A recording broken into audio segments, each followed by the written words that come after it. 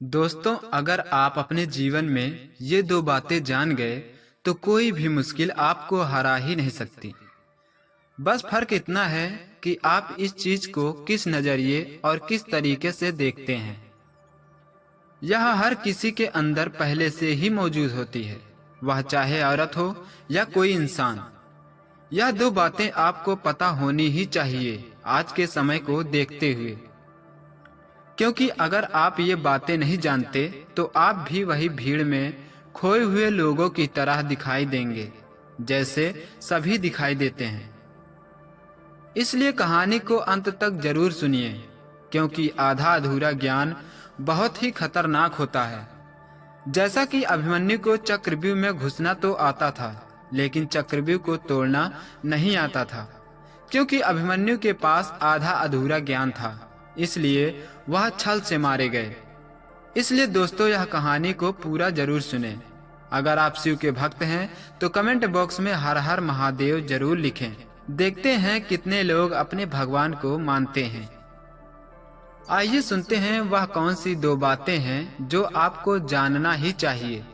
लेकिन दोस्तों, कहानी शुरू करने से पहले आज की इस पहेली को सुलझाएं, क्योंकि यह पहेली भी इसी कहानी से जुड़ी हुई है और आपकी पहली बात का जवाब भी इसी पहेली में मिल जाएगा। इसलिए इस पहेली को जरूर सुलझाएं। आइए पहेली को सुनते हैं।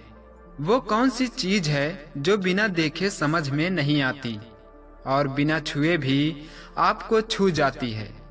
इस पहेली का जवाब हमें कमेंट बॉक्स में जरूर बताएं, क्योंकि इस चैनल पर हर रोज एक नई पहेली और एक नई कहानी पेश की जाती है। चलिए शुरू करते हैं आज की इस कहानी को।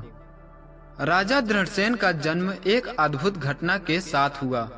जिस समय वह धरती पर आए उस समय आकाश में एक तेज प्रकाश फैल गया और पृथ्वी पर हलचल मच गया।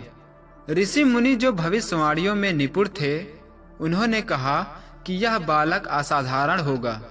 ऋषि मुनियों ने भविष्यवाणी की थी कि यह बालक अपने अडिग संकल्प से देवताओं को भी प्रभावित करेगा। राजा दृढ़सेन का पालन पोषण प्राचीन संस्कारों और मूल्यों के साथ हुआ। उनके माता पिता न केवल धार्मिक थे, बल्कि वे अपने राज्य में न्याय और धर्म का विशेष ध्यान रखते थे। दृढ़सेन बचपन से ही वैदिक ज्ञान और शास्त्रों में गहरी रुचि दिखाते थे। सभी ऋषि मुनि इस बालक के ज्ञान और शौर्य पर चकित रहते थे। उन्होंने तप और साधना की महानता को भी समझा और अपने गुरु ऋषि वरिष्ठ से आत्मबल और साधना की शक्ति के बारे में ज्ञान प्राप्त किया। इस बीच महिषासुर नामक एक शक्तिशाली असुर ने स्वर्गलोक में देवताओं को पराजित कर धरती पर अपना आतंक फैलाना शुरू कर दिया। उसने देवताओं को बंदी बना लिया था और अब उसकी दृष्टि पृथ्वी लोक पर थी। उसके असुर सैनिक राज्य दर राज्य विजय प्राप्त करते रहे और हर राजा उसकी ताकत के सामने नतमस्तक हो रहा था। राजा दृढ़सेन का राज्य अभी भी इस आतंक से अछूता था, लेकिन महिषासुर की सेना उनके राज्य की सीमा तक पहुंच चुकी थी। प्रजा में भय और आतंक फैलाने लगा। महिषासुर ने राजा दृढ़सेन को एक संधि का प्रस्ताव भेजा, जिसमें उनकी प्रजा को असुरों के अधीन रहने का आदेश दिया गया था। लेकिन दृढ़सेन ने इस प्रस्ताव को ठुकरा दिया और प्रतिज्ञा की कि वे असुरों के आतंक के सामने कभी नहीं झुकेंगे। राजा दृढ़सेन ने अपने सैनिकों को युद्ध के लिए तैयार किया, लेकिन वे जानते थे कि महिषासुर को केवल शस्त्र बल से पराजित नहीं किया जा सकता। उन्होंने संकल्प लिया कि वे असुरों का अंत करेंगे और तब तक चैन की सांस नहीं लेंगे जब तक महिषासुर का विनाश नहीं हो जाता। दृढ़सेन ने अपने सैनिकों को संबोधित करते हुए कहा, यह युद्ध केवल हमारी शारीरिक शक्ति का नहीं है, यह हमारी आत्मा और संकल्प का युद्ध है। हम तभी विजयी होंगे जब हमारी आत्मा अविचलित और हमारा संकल्प अडिग रहेगा। राजा दृढ़सेन ने गहन तपस्या शुरू की ताकि देवताओं की कृपा प्राप्त कर सके। कई दिनों तक बिना भोजन और जल के वे कठोर तप में लीन रहे। अंत में भगवान शिव और विष्णु उनके सामने प्रकट हुए। भगवान शिव ने कहा, तुम्हारा संकल्प अद्वितीय है, तुम्हें वह शक्ति प्रदान की जाएगी जिससे तुम महिषासुर का अंत कर सकोगे। भगवान विष्णु ने उन्हें एक दिव्य अस्त्र दिया जो महिषासुर के विनाश के लिए बना था। लेकिन यह अस्त्र तभी काम करेगा जब दृढ़सेन का संकल्प अटूट रहेगा। देवताओं का आशीर्वाद प्राप्त कर राजा दृढ़सेन ने अपनी सेना के साथ युद्ध की तैयारी की। यह युद्ध उनके संकल्प और महिषासुर की मायावी शक्तियों के बीच था। महिषासुर की माया शक्तियां उसे हर बार मृत्यु से बचा लेती थी, जिससे युद्ध कठिन होता जा रहा था। एक रात जब राजा ध्यान में लीन थे, तभी उन्हें एक दिव्य संकेत मिला कि महिषासुर को केवल उनकी माया को नष्ट करके ही हराया जा सकता है। उन्होंने अपने गुरु ऋषि वशिष्ठ से मार्गदर्शन मांगा, जिन्होंने बताया कि महिषासुर की माया का स्रोत उसका अहंकार है।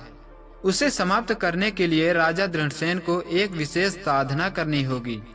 राजा दृढ़सेन ने महिषासुर को संधि के बहाने बुलाया और उनकी महानता का गुणगान किया। महिषासुर अहंकार में आकर उनके जाल में फंस गया। इसी समय राजा ने भगवान विष्णु के दिए हुए दिव्य अस्त्र का प्रयोग किया, जिससे महिषासुर की माया टूट गई और उसका अंत हो गया। महिषासुर के अंत के साथ ही असुरों का आतंक समाप्त हो गया। राजा दृढ़सेन ने अपने राज्य को फिर से स्थापित किया और अपनी प्रजा को धर्म, न्याय और शांति का मार्ग दिखाया। देवताओं ने राजा की विजय का उत्सव मनाया और उन्हें अखंड संकल्प की उपाधि दी।